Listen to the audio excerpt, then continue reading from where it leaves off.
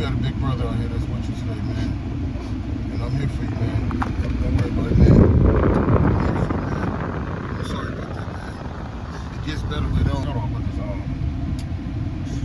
Did they diagnose you with any kind of mental illness? Yeah, I just want you to know you don't have to do this. You know, like, just being there and listening to me has been enough.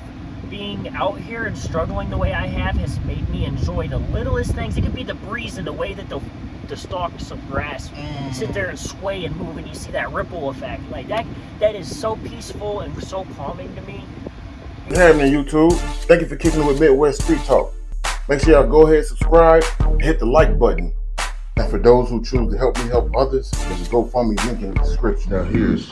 Hey man, thank you for kicking it with Midwest Street Talk, man. Who I got with me today, man? Hi, my name's Christian Moss. You know, I'm currently struggling homeless here in Appleton, Wisconsin. Kind of grew up in foster care, never really knew exactly how to properly care for thyself by maintaining housing, you know, paying taxes, teaching me everything that I needed to grow up as an adult.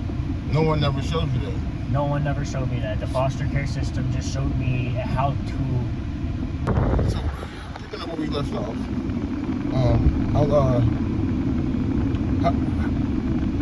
so no one in foster care ever showed you the routes, like as far as budgeting and buying a place or anything like that. Right, no.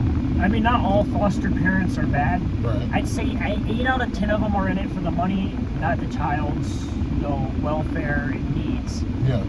I've had a lot of really bad experiences with foster parents, but I did graduate high school, and one did actually pay $8,900 for my very first car. They told me if I graduated that they would, you know, with the A's, B's, and maybe one or two C's, that they would give me my first vehicle.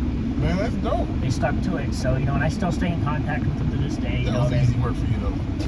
You're a genius. We'll get to that, though. So tell me about these experiences that you had when you were in the foster care. I mean, I guess in a way I don't like typically share this with a normal person, but, you know, like I've had foster moms and foster parents, you know, sexually molest me. They've touched me, you know, like I've seen it happen to other foster, you know, brothers and sisters that have gone through it, like. Hey, Chris, I'm sorry, man. You got a big brother out here that's with you today, man. And I'm here for you, man. Don't worry about it, man. I'm here for you, man. I'm sorry about that, man. It gets better later on. And what you went through, everything that you went through in that foster care, right? It's horrible. It's a horrible feeling, but it's helped shape me and mold me into, like, you know, because like in the last 3 years after getting out of prison, like I have really like stunned myself even with how much of a different person and better person that I've become. 2-3 years ago, like I wouldn't even want to hang out with a person that was like me. You know, like if you know, change can happen no matter if, ands, or buts about it, because I'm living proof. You know. That's facts, man. So tell me about it, man. So, I know I spoke to you a little bit off camera, but I feel like people need to know your testimony, like your story, because it helps others. So technically, right? Do you identify? How do I put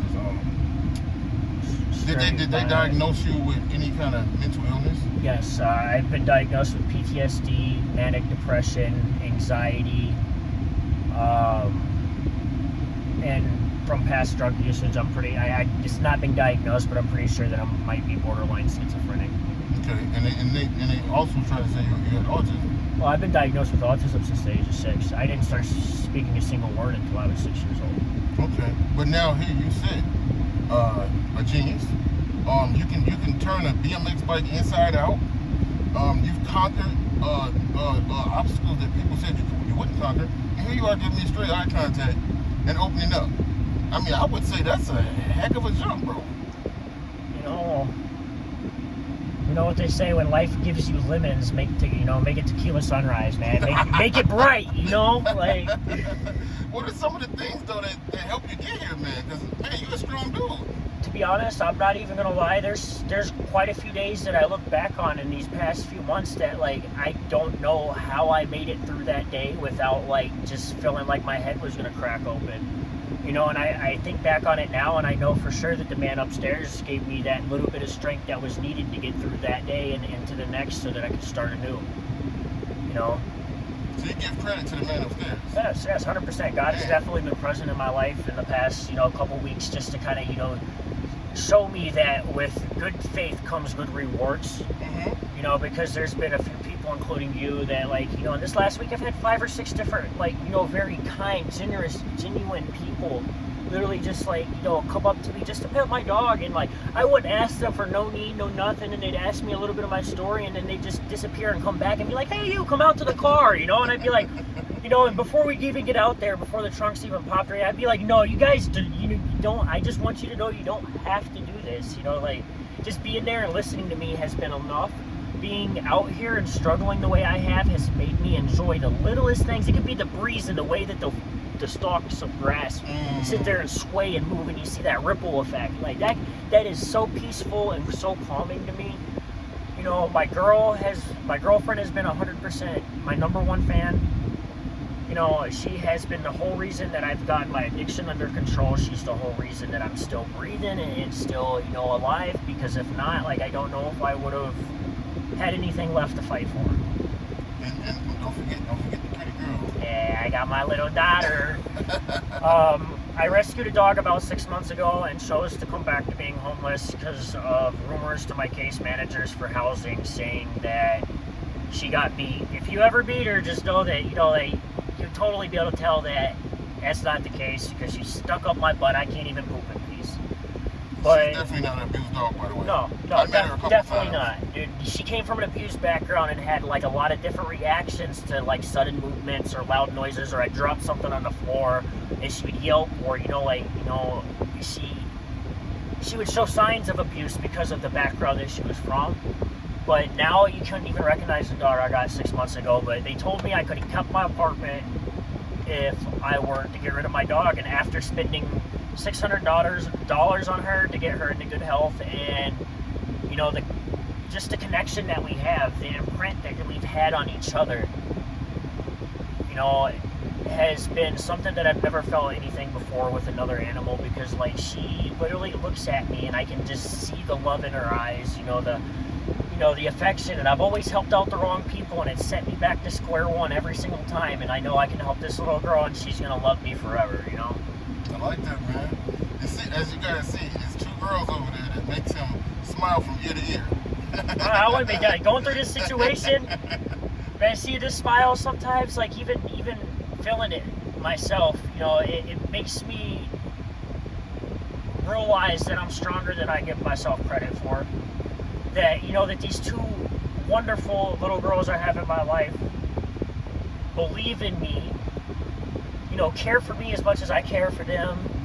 They give me, once I adopted my little girl, my dog, I'm not gonna lie, people, I found purpose in life, and it gave me a new drive to do better for myself, because she needs me, because the vet said that if I wouldn't have got her out when I did, another month or 2, she wouldn't be breathing. So wow, so you literally saved her life. And after doing that,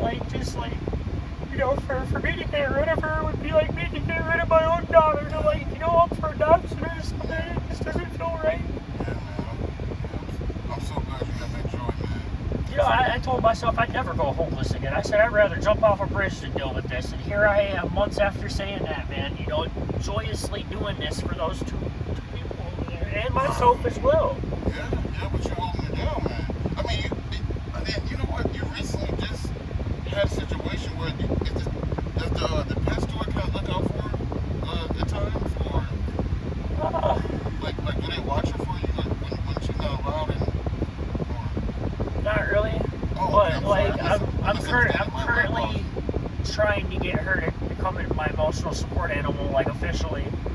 But for the time being, I'm trying to get her a service dog vest from the store right over there. It's really not that expensive, to be honest, but it's got these Velcro patches on it that say, ask to pet, working dog, actual service animal vest, and they're $40, and it would probably open up a lot of opportunities for me to go in places, because in the middle of the night, you know, if all the places are closed and Quick Trip's the only place open, I can't, if I'm alone, I can't bring her in there. They won't let me come in and let me poop. Like, you know, like I have pooped in some very strange places in the last couple of months. Like, technically, that is your service dog, though. Technically, like, cause that she's been there for you emotionally and mentally. What do we have to do to get that certified, like, paperwork-wise? I have to, you know, unfortunately, you know, I struggle right now with separation anxiety from her, because, you know, after my bank account got drained and I had to, you know, leave my apartment and everything, I wasn't able to completely finish getting her. She needs to get updated on her shots. Rabies for sure. Mm-hmm. At least that one first. So you say the rabies shots first. I have to apologize. My phone keeps filling up, but I'm sorry. You know, once I get her registered, I can, you know, 100% get a letter from a psychiatrist and saying that I need an emotional support animal, and I can start to take her on the buses. I can bring her into stores. I can, you know, there's so many things that, you know, that it would open. There's places that wouldn't normally allow dogs that would actually rent to me at that point. And with her being part pit bull and part pointer lab, that's been an issue. That's the reason my housing assistance ran out. You know, my 90 days is up. You know, I can't, you know, I got to reapply for the housing list and get back on that. And, you know, and that mainly the issue we ran into, because I have no evictions on record, is just excuses that don't make sense because they didn't want a pit bull on their premises. That sucks, man. You know, I spent $60, $70, $80 that I've spent on application fees that... Yeah, we gotta figure out at least how to get that vest now.